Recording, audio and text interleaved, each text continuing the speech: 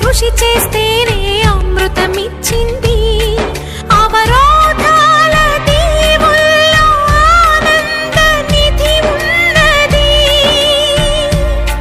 కష్టాల వారధి దాటిన వారికి సొంతమవుతుంది.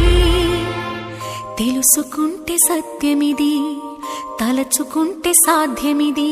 మౌనంగానే ఎదగమని మొక్క నీకు చెబుతుంది.